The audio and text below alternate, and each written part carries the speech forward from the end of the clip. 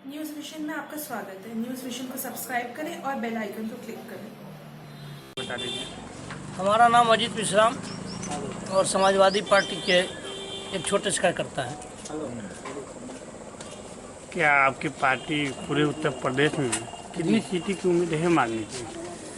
हमारी पार्टी, अब गठबंधन की बात किया जाए कि केवल समाजवादी पार्टी, गठबंधन में कितने सीटों पर लड़ी है?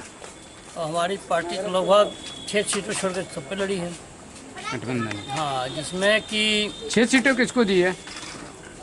उसमें कुछ कांग्रेस पार्टी के लोग लड़े हुए हैं, कुछ लोकदल के लोग लड़े हुए हैं। जैसे राहुल गांधी और सोनिया गांधी की सीट छोड़ दी गई है। फिर आपके आरएलडी में 3 सीट छोड़ी गई है और एक और कहीं छुट्टी हुई 5। और महागठबंधन तो हुआ है, महागठबंधन में कितने सीट निकालने का चांस है? इन 80 सीटों के में हम कम से कम 65 से 72 के बीच में हम सीटें निकाल सकते हैं। वो आपके प्रधानमंत्री कौन होंगे अभी चुनाव जीते? प्रधानमंत्री का चेहरा चुनाव होने के बाद फैसला किया जाएगा। इसके शीर्ष नेताओं के द्वारा चयन कर किया जाएगा। इसका हम लोग नहीं बता सकते हैं। अच्छा, ये बताइए, आगे पार्टी का अगुवा ही नहीं दिखाई दे रहा है और पार्टी का चुनाव हो रहा है सर, इस ये विषय कोई में नई बात नहीं है। अभी पिछले 2017 में उत्तर प्रदेश का विधानसभा चुनाव हुआ। भारतीय जनता पार्टी का कौन अगुवा था बताइए? योगी जी फाइनल थे कि सिन्हा जी फाइनल थे? कौन थे? अंतिम 2 दिन पहले हल्ला हुआ कि मनोज सिन्हा जी मुख्यमंत्री बनने जा रहे हैं, तो तब तक हो गए वहाँ पे योगी जी, तो उसमें अगुवा कहाँ थे? लेकिन सर, महागठबंधन की बात लिया जाए तो किसको उचित समझेंगे? प्रधानमंत्री अगर बनने लायक होगा तो किसको बनाया जाएगा तो अच्छा रहेगा? हम लोग तो समाजवादी पार्टी के कार्यकर्ता हैं, तो हम तो यही चाहेंगे कि माननीय अखिलेश जी को बनाया जाए और आगे गठबंधन के लोग जो चाहें वैसा करें। क्या अच्छा, इस बारे में हम कहते हैं कि आप समाजवादी पार्टी के हैं, अखिलेश जी को चाहते हैं। मैं ये कहता हूँ कि आप अगर जैसे समाजवादी पार्टी के होते हुए भी आप क्यों नहीं मायावती को कह रहे हैं कि मायावती प्रधानमंत्री बनेंगे? इस बात के लिए माननीय अखिलेश जी निर्णय लेंगे। वो तो कह ही रहे हैं कि बुआ जी को बनाया जाए।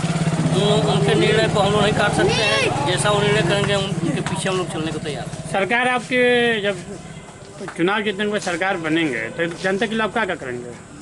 जनता के लिए मूलभूत जो आवश्यकताएँ होती हैं, शिक्षा, बेरोजगारी को दूर करेंगे हम लोग, सड़कों का काम करेंगे, पुलों का काम करेंगे। बलिया में माननीय अखिलेश जी ने तमाम ये श्रीरामपुर घाट के पुल का उद्घाटन कराया था, जो भाजपा की सरकार में अधूरा पड़ा हुआ है। सरकार रहेगी तो हम फिर अपना आगे भविष्य में उसको कंप्लीट करने का काम करेंगे। शिक्षा की बात कर रहे हैं, शिक्षा की बात जी। अरे बैंक में अगर शिक्षा की बात देखा जाए तो मैं लड़के, पूरे लड़की की अगर देखा जाए तो जैसे लड़के, छोटे छोटे लड़के टाइप जैसे पेपर देते थे वैसे प्रक्रियाएं हो रही थी। इस विषय में आप क्या कहना चाहते हैं? अब तो कंप्यूटराइज व्यवस्था से परीक्षाएं भी होने जा रही हैं और अधिक से अधिक लड़कों को प्रशिक्षित करने का काम किया जा रहा है और लैपटॉप बांटने का काम उन्होंने किया था, जिसकी वजह से तमाम लड़कों ने कंप्यूटर के क्षेत्र में बहुत आगे बढ़े। लैपटॉप तो बात छोड़िए, बात की बात है लैपटॉप, और अगर इंजीनियर बनने की बात है। लेकिन अगर हाई स्कूल इंटर में अगर देखा जाए तो जो लड़के मेरिट लाए हैं उनको एग्जाम दिलाया जा रहा है, फिर एग्जाम के बाद मेरिट दिया जा रहा है। इस विषय में आप क्या कहना चाहते हैं? आपके सवाल को मैं थोड़ा समझने में, एग्जाम देकर जैसे यह दिया जा रहा है किसी नौकरी में जी, और जो यह भाजपा सरकार में जिसकी मेरिट कम हो जा रही है और फिर मुलायम सरकार सरकार आ रही है तो उसमें मेरिट हाई लेवल हो जा रहा है। फिर उस परिस्थितियों में लड़के जो पीछे हो जा रहे हैं, उस परिस्थिति में आप क्या कहना चाहते हैं? कैसे हो रहा है, कम कैसे हो रहा है? जो पढ़ने में तेज होंगे उनका हाई होगा, जो पढ़ने में कमजोर होंगे उनका लो होगा। और इस पर मेरिट पर जब होगा तो जो हाई वालों को कभी लिया जाएगा, और जब टेस्ट होगा अगर मेरिट पर नहीं लिया जाएगा तो जो लोग परीक्षा पास करेंगे उनको होगा। ये क्यों नहीं सरकार, दोनों सरकार आपस में मिलकर यह कर दे कि मेरिट ना हो, टेस्ट हो, सभी को टेस्ट हो और टेस्ट पर ही जैसे सिलेक्शन किया जाए। सरकारों का मिलाने की बात तो हम लोग नहीं कर सकते हैं, लेकिन हम लोग जरूर चाहेंगे कि हमारे युवाओं को रोजगार मिले और समुचित व्यवस्था मिले, सबको मिले, एक समान व्यवहार मिले। इसके लिए कोई अंतर ना हो। इससे पहले अगर टेट की पेपर हो रहे हैं, टेट के पेपर क्या उचित है या अनुचित है? बीएड वाले के लिए और बीटीसी वाले के लिए टेट के पेपर हो रहे हैं, क्या उचित है या अनुचित है? टेट के पेपर हो रहे हैं, उसके लिए तो सरकार उसके जिम्मेदार है। क्या सोच उनकी है इसके बारे में नहीं बता सकते। आप कार्यकर्ता भी हैं जी, हमारी बात है, आप तो जानना चाहिए आपको। चलिए, अभी नहीं जानते हैं तो आगे जान जाएंगे हम लोग।